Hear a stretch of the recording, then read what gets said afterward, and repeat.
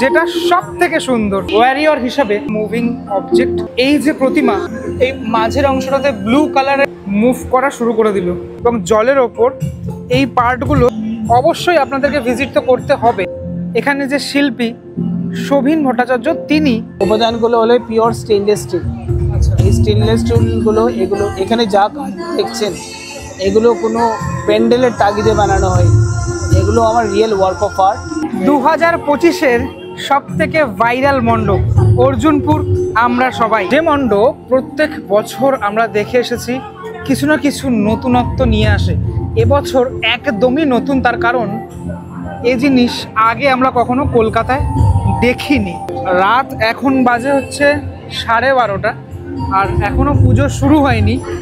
এখনই মানুষজন যারা দর্শনার্থী তারা কিন্তু এসে গেছেন এই পুজো দেখতে। আমি প্রত্যেকটা পার্ট দেখাবো। ভীষণ দৃষ্টিনন্দন মণ্ডপ এবছরের অর্জুনপুর আমরা সবাই। অবশ্যই আপনাদেরকে ভিজিট তো করতে হবে, সেটা ভিডিওটা টোটালটা দেখলেই আপনারা বুঝতে পারবেন। প্রত্যেকটি অংশ আমি দেখানোর চেষ্টা করব এই অর্জুনপুর আমরা সবাই কিভাবে ফুটিয়ে তোলা হয়েছে। প্রথমেই আপনাদেরকে দেখাই এখানে টোটাল মণ্ডপটা। এখানে ওদের অনেকটা জায়গা জুড়ে হয়, এই দিকের কিছু পার্ট রয়েছে এবং এই দিকের কিছু পার্ট রয়েছে টোটাল এই মণ্ডপের। এই মণ্ডপের টোটাল অংশ জুড়ে এই বাঁশ দিয়ে পুরো টোটালটা এইভাবে পুরোপুরি সেজে উঠেছে। পুরো বাঁশ দিয়ে এরকমভাবে করা হয়েছে। তার মধ্যে এই যে বেশ কিছু জিনিসপত্র যেগুলো পুরো মেটালের, এই ধরনের বেশ কিছু জিনিসপত্র সেটা দিয়ে একটা ইনস্টলেশন সেটা করা। আগে এই পার্টটা দেখাচ্ছি আমি আপনাদেরকে।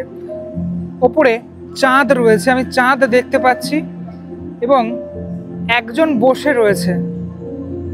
সম্ভবত এখানে যে শিল্পী শোভিন ভট্টাচার্য, তিনি এটা সম্ভবত, তার কারণ তিনি নিজেকে এখানে দেখিয়েছেন, তারও তিনি কিন্তু টুপি পরে থাকেন, সম্ভবত উনি এটি। এই টোটাল যে এই অংশটাতে যেখানে আমি চাঁদ দেখালাম, এখানে একটা জলের মতো অংশ রয়েছে, জল রাখা রয়েছে এবং জলের ওপর এই পার্টগুলো যেগুলো রয়েছে সেগুলো কিন্তু মুভ হচ্ছে, পুরো টোটাল মুভ হচ্ছে। আমি একটু ক্লোজ দেখানোর চেষ্টা করছি, পুরোটা তোমাদেরকে একটু ডিটেলে যেহেতু দেখানোর চেষ্টা করছি। এবং এই ওপরের অংশটাতে পুরো চাঁদ রয়েছে। পুরো চাঁদটা যেহেতু অনেকটা বড় অংশ, চাঁদের অংশটা দেখতে খানিকটা ঠিক এরকম লাগছে। আর পুরো যদি আমি হোয়াইট করি তাহলে বিষয়টা খানিকটা ঠিক এরকম। এখানে একটা নীল রঙের লাইট ফেলা হয়েছে, ঠিক আছে, পুরোটা নীল রঙের লাইট ফেলা হয়েছে এই পার্টটুকুর মধ্যে।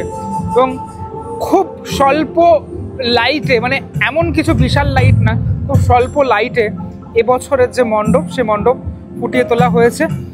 এবারের এই মণ্ডপের যে ভাবনা, তার নাম হচ্ছে মুখোমুখি।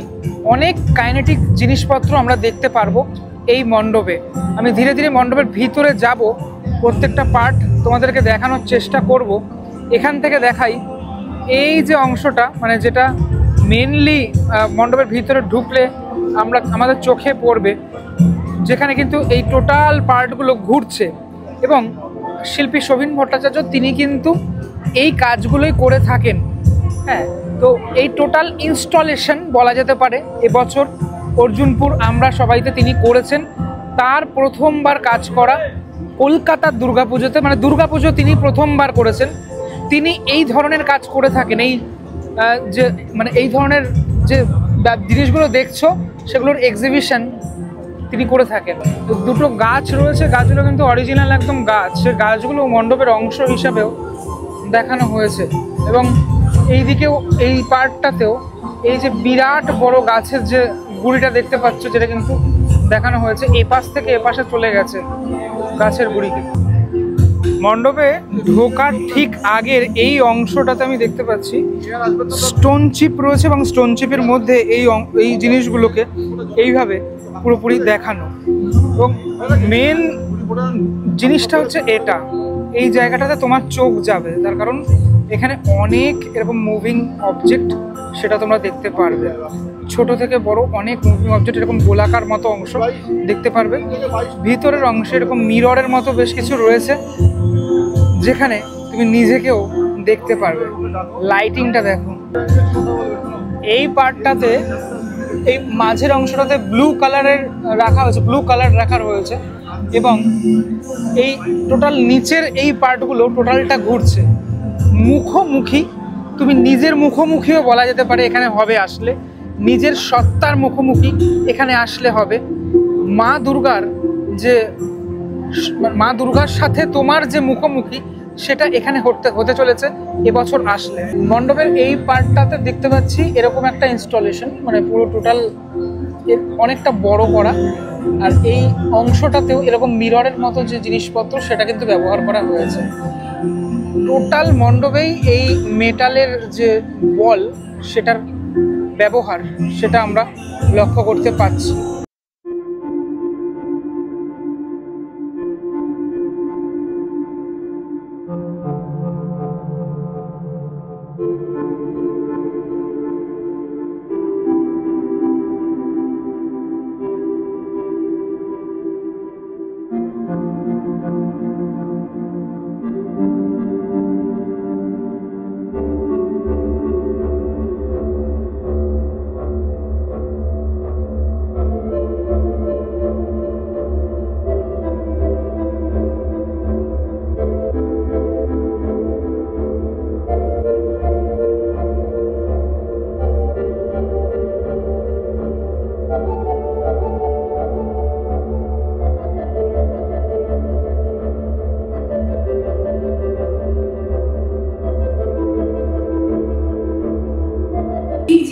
চলে আসলাম মণ্ডপের একদম ভিতরে। এখানে শিল্পী শোভন ভট্টাচার্য, তিনি তো টোটাল মণ্ডপের রূপকার, এবং এই যে প্রতিমা, সে প্রতিমার রূপকার হচ্ছে শিল্পী শম্পা ভট্টাচার্য। এই হলো মায়ের এবছরের প্রতিমা। মাকে এখানে ওয়ারিয়র হিসাবে দেখানো হয়েছে। মায়ের পোশাক থেকে শুরু করে সবটাই কিন্তু এই ওয়ারিয়রের যে ভূমিকায় মা রয়েছেন সেটা কিন্তু দেখতে পাচ্ছ। একদম টোটালটা যদি আমি দেখাই, মানে পুরোটা যদি ফুল ফ্রেমে দেখাই, দেখতে লাগছে ঠিক এরকম। মাঝে মাঝে এই যে যারা লক্ষ্মী, গণেশ, কার্তিক, সরস্বতীর নিচের অংশটাতে রয়েছে, এবং একদম মাঝখানে রয়েছেন বাহন সিংহ। মাঝে মাঝে এটা ঘুরছে, আবার মাঝে মাঝে এরকম স্ট্যাটিক হয়ে যাচ্ছে পুরো। টোটাল এখানে মাতৃ প্রতিমাও একদম অন্য রূপে তুমি দেখতে পাবে। মাকে সেনাপতির রূপে দেখা যাচ্ছে এখানে। মায়ের মুকুটের অংশটা অপূর্ব সুন্দর। দেখো আবার কিন্তু এখানে মুভ করা শুরু করে দিল গণেশ, লক্ষ্মী, কার্তিক, সরস্বতী। এই ধরনের প্রতিমা না, মানে এটা সম্ভবত এটা রেখে দেওয়া হবে এই প্রতিমা, তার কারণ এত সুন্দর প্রতিমা। এবং তাদের যে বাহন, সেই বাহনও এই মুভেবল রয়েছে। মণ্ডপের ভিতরটা যদি ভালো করে ফলো করো, পুরোপুরি ব্লু কালার, এবং এই ওপরের পার্টগুলো আমি দেখতে পাচ্ছি এগুলো কিন্তু স্ট্যাটিক রয়েছে, কিন্তু এখানে এমন কিছু জিনিসপত্র ব্যবহার করা হয়েছে যেটা এই হাওয়ায় দুলছে, যেটার জন্য মনে হচ্ছে মুভ হচ্ছে। আর মুভ তো অ্যাকচুয়ালি হচ্ছে, কিন্তু এখানে কোনো মানে আমি দেখতে পাচ্ছি না, মানে বড় সড়ো মুভমেন্ট সেটা কিন্তু দেখা যাচ্ছে না। ভিতরে পুরোপুরি শীততাপ নিয়ন্ত্রিত, একদম ওপরে মহাকাশের যে চিত্র সেটা পুরোপুরি ফুটিয়ে তোলা হয়েছে মায়ের একদম ওপরের অংশটাতে। এবং চোখ ধাঁধিয়ে যাবে এই মণ্ডপে তুমি প্রবেশ করলে। তুমি ভালো করে দেখো এই পার্টগুলো, দেখো এই পার্টগুলো ডিটেলে দেখানোর চেষ্টা করছি খানিকটা আমাদেরকে। এই পার্টগুলো মানে একটার যে প্রতিচ্ছবি, এই যে স্টিলের যে বলগুলো একটার প্রতিচ্ছবি আর একটার ওপরে পড়েছে, যার ফলে পুরোপুরি যে মুখোমুখি, এটার মুখোমুখি তুমি নিজে হয়েছো, মায়ের মুখোমুখি তুমি নিজে হয়েছো। এই মণ্ডপে আসলে তোমার চোখ ধাঁধিয়ে যেতে বাধ্য। গণেশ, লক্ষ্মী, কার্তিক, সরস্বতীর যে লুক সেটাও অন্য রকমের একদম। ওভারঅল গর্ভগৃহ খানিকটা ঠিক এরকম লাগছে, একদম দূর থেকে দেখানোর চেষ্টা করছি। দেখো মায়ের প্রতিচ্ছবি পড়ছে এখানে, একদম পুরো বাইরে থেকে যেটা বললাম আমি, পুরো টোটালটাই প্রতিচ্ছবি কিন্তু ধরা পড়ছে এখানে। What A frame! দেখো তোমরা যেন এক আলাদা জগতে প্রবেশ করেছো তেমনটা কিন্তু মনে হচ্ছে। সত্যি এক আলাদা জগৎ। মা আর তুমি মুখোমুখি। এখন আমি মুখোমুখি আমার নিজের সাথে, আমার নিজের সত্তার সাথে তোমাদের সাথে মুখোমুখি, এবং পিছনে মাকেও দেখা যাচ্ছে, মায়ের যে প্রতিচ্ছবি সেটাও ধরা পড়ছে। এখানে পুরোপুরি এই যে মিররের মতো যে শীট সেটার ব্যবহার করা হয়েছে ভিতরের পার্টটাতে। গর্ভগৃহ থেকে বেরোলেই তুমি দেখতে পারবে বাইরে থেকে যেটা দেখালাম সেটার একদম আমি সামনে চলে আসলাম, যেটা সব থেকে সুন্দর, এই পার্টটা সব থেকে সুন্দর এই মণ্ডপের।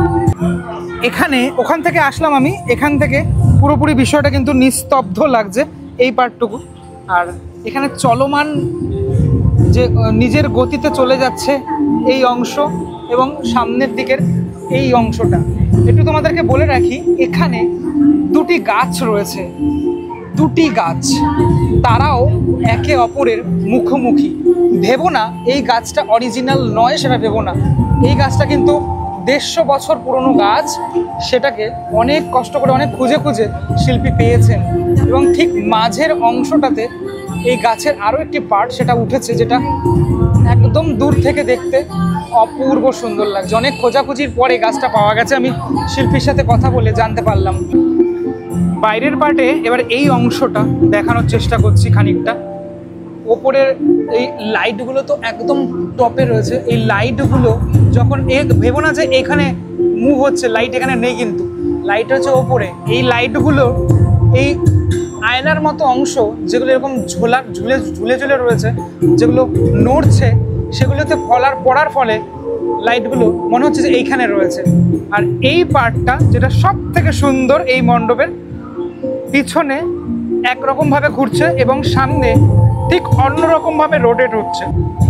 আমি যদি পুরো বিষয়টা দেখানোর চেষ্টা করি, এই ওপরে যে দুটো গাছ রয়েছে, একটি মেহগনি এবং একটি বট, এই মেহগনি এবং বট গাছের মিলন, দুটি গাছের মুখোমুখি সেটাও তোমরা ধরতে পারো।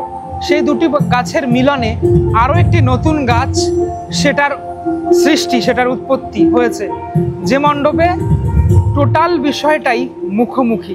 তুমি নিজের মুখোমুখি, তুমি মা দুর্গার মুখোমুখি, এই ব্যাপারটাই টোটালটা দেখানোর চেষ্টা করেছে, যেটা অপূর্ব সুন্দর। আর এই ধরনের মণ্ডপ এর আগে কলকাতায় কখনোই তৈরি হয়নি। এই টোটাল বিষয়টাই প্রতিচ্ছবিটা ধরা পড়ছে এই অংশগুলোতে, যার ফলে মনে হচ্ছে এখানেও কিছু আছে, এখানেও কিছু আছে। আমি এই দিক থেকেও যদি দেখানোর চেষ্টা করি, এই ব্যাপারগুলো কি সুন্দর না, কি দারুণ কাজগুলো, কি দারুণ করেছে, তোমার চোখ জুড়িয়ে যাবে। এখনই দেখে এত সুন্দর লাগছে, দুর্গাপূজার সময় তুমি যখন আসবে তখন কিন্তু আরও ভালো লাগবে। পিছনে এই টোটাল বিষয়গুলো ঘুরছে। তবে আসো, রাতে আসো, এই মণ্ডপ রাতের মণ্ডপ, দিনের মণ্ডপ কিন্তু নয়। অর্জুনপুর আমরা সবাইয়ের কারিগর শোভিন ভট্টাচার্য, নমস্কার দাদা। নমস্কার। নমস্কার। কলকাতায় কাজ কেমন লাগছে, প্রথম দুর্গাপুজো কেমন লাগছে সেটা প্রথমে জানতে চাই। ভীষণ খুবই এনজয় করেছি, আচ্ছা, এবং প্রতিটা মুহূর্তে আমি এনজয় করেছি। আপনি একদম পিওর বেঙ্গলি? হ্যাঁ, পিওর বেঙ্গল।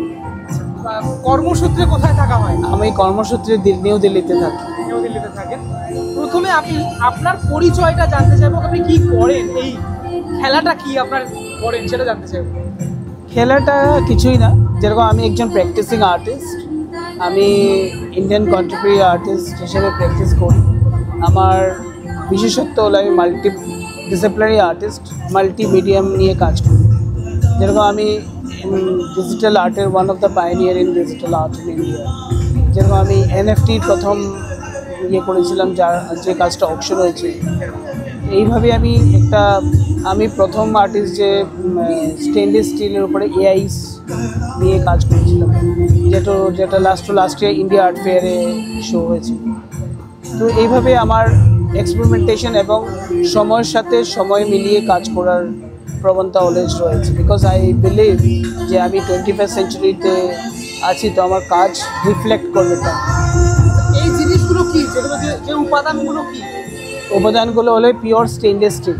আচ্ছা, এই স্টেনলেস স্টিলগুলো, এগুলো এখানে যা কাজ দেখছেন, এগুলো কোনো প্যান্ডেলের তাগিদে বানানো হয়। এগুলো আমার রিয়েল ওয়ার্ক অফ আর্ট, যেটা আমি অনেক কাল ধরে তৈরি করছিলাম আমার একটা এক্সিবিশনের জন্য। তো আমার মনে হলো, যখন কর্তৃপক্ষ বললেন যে এই পুজোতে এই নাম্বার অফ পিপল ভিজিট করবে, তো আমার মনে হলো this is one of the biggest opportunity being an artist too. আমরা নর্মালি কি হয়, গ্যালারিতে এক্সিবিশন করে আমরা লোকেদেরকে ডাকি, তো আমি ভাবলাম এবার এক্সিবিশনটাই লোকেদের মধ্যেই লাগাই, যেটা public art. Public art definitely I love public art. তো কলকাতার দুর্গাপুজো দেখা হয় না, আমি আমার জীবনে কোনোদিন কলকাতার দুর্গাপুজো দেখিনি। এটাই আমার জীবনের প্রথম দুর্গাপূজা, যে দুর্গাপূজা আমি নিজে বানিয়েছি, নিজে করব। এবার আসবো থিমের ব্যাপারে, মুখোমুখি এবছরের ভাবনা, সেটার ব্যাপারে যদি আপনি কিছু বলেন। হোয়াট ইজ মুখোমুখি?